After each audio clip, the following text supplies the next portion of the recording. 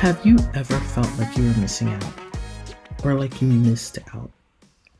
For example, I don't know if you remember, I don't know, a lot of years ago when the very first iPhone came out and there were a limited number of iPhones and people would queue in lines for hours and hours. Sometimes they would camp outside with their tents hoping to get an iPhone. And then there was this news story of a guy who got out of line because he had to go to the potty. And when he came back, he missed the last iPhone that was in stock at his facility. He missed out. It was crazy. Or maybe you've camped out of a venue for tickets to a concert and you got out of line for one reason or another and you missed an opportunity to enter the venue and see your favorite artist in action.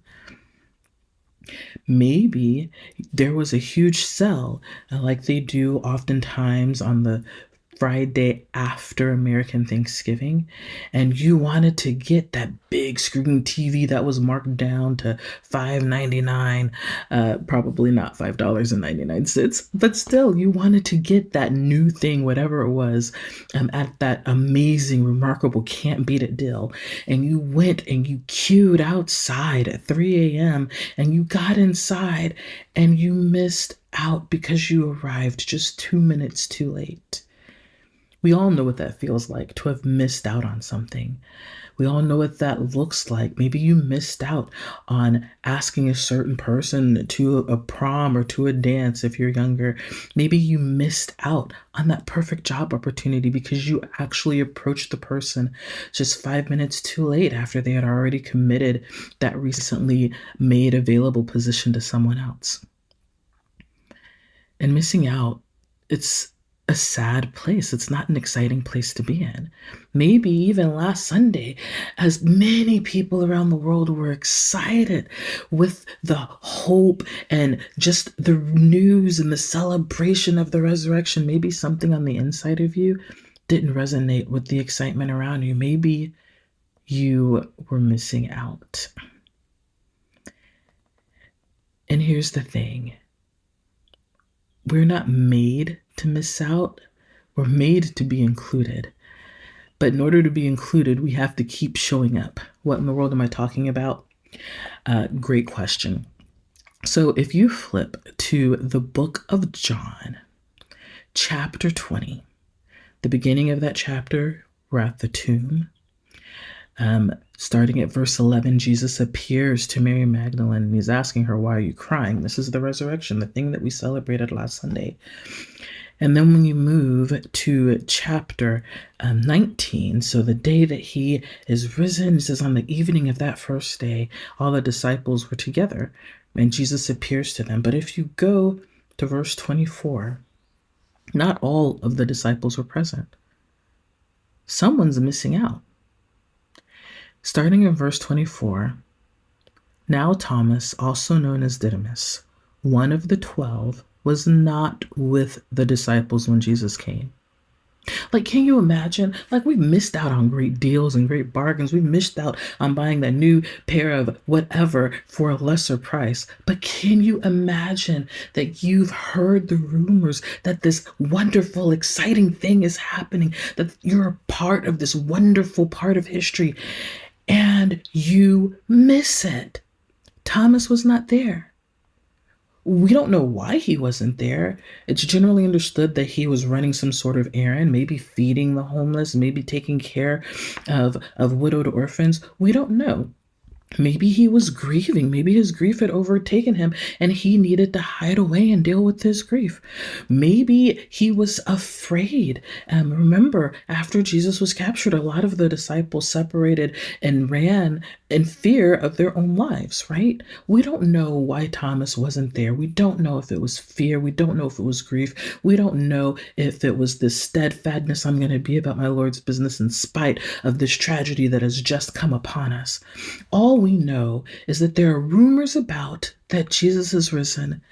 And when it comes time that Jesus reveals himself to his disciples, Thomas is not there. He's missing out. Now, when he gets back, the other disciples tell him, "We've seen the Lord." It's like that thing that you've missed out on. "Oh my goodness, I waited in line and I got those tickets. I got that person. Can you see this beautiful TV I got at a wonderful discount?" He is listening to them brag. He is listening to the excitement. And on the inside, while everyone else is celebrating, I can only imagine that Thomas has that grief, has that sadness, has that regret of, man, I'm missing out. And so, sometimes when we're missing out, we respond, and maybe we mean how we respond, and sometimes we don't. We've missed out on tickets and says, "Well, I didn't really want to see them anyway." Or you miss out on a promotion and you say, "Well, you know what? It's okay. God has something better for me." And he probably does, but you can also admit that you're sad that you've missed out on the promotion.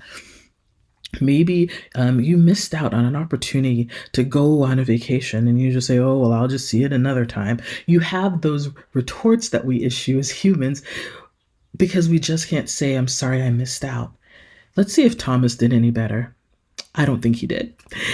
It says that when the other disciples, starting in verse 25, said to him, "We've seen the Lord," Thomas says to them, "Well, unless I see the marks in his hands and put my finger in the hole where the nails were and put my hand in the side, I'm not going to believe." Now we know that Thomas has a reputation of doubting, but here's the thing.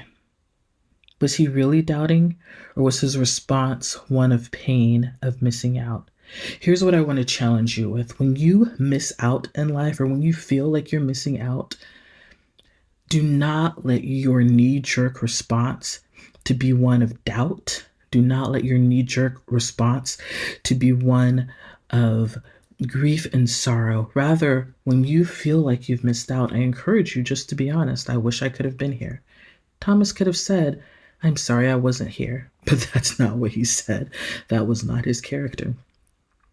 He could have also said, another honest one, "I would like to see the Lord too," because that's probably mostly really what he wanted. He wanted to see God too. He wanted to see Jesus. He wanted to say, "You're here. You are God. You are the Son of God. You are the Son of Man. I knew it. I knew it." He wanted to be able to celebrate like the others. But instead of being honest in his missing out, being honest with his "I wish I had been here and I want to see too," he came up with a response that covered the true nature of what he was feeling. So I encourage you that when you miss out in life, do not make up excuses, do not cover up. Be honest with yourself and be honest with God. In this case, "God, I need to see you. God, I wish I had seen you." I also want to encourage you just to keep showing up. Keep praying. When you've missed out, pray that another opportunity comes around. When you miss out, you keep fasting. When you miss out, you keep worshiping, because eventually,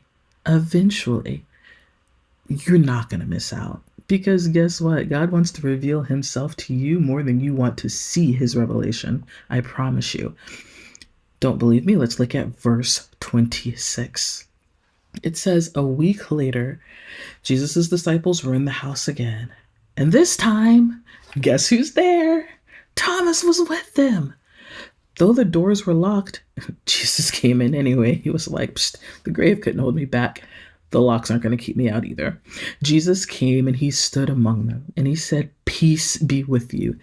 Then he said to Thomas, "You, the one who missed out, the one who couldn't be honest about the pain you felt on missing out, you," he says to him, "Thomas, put your fingers here. See my hands. Reach out your hand and put it into my side. Stop doubting and believe." And then Thomas said to him, "My Lord, my God." My Lord, my God. Honestly, Thomas's response, "My Lord, my God," could and should have been his first response when he heard, "We have seen the Lord." My Lord, my God, I wanted to see you too. My Lord, my God, give me a chance to see. My Lord, my God, do not forget me. Rather, he said, "Unless I see it, I'm not believing it." It's like a kid having a tantrum when they can't get their way. I encourage you. Life will get hard. In this world, we are going to have trouble. It is what it is. But we should be encouraged because Jesus has overcome the troubles of this world.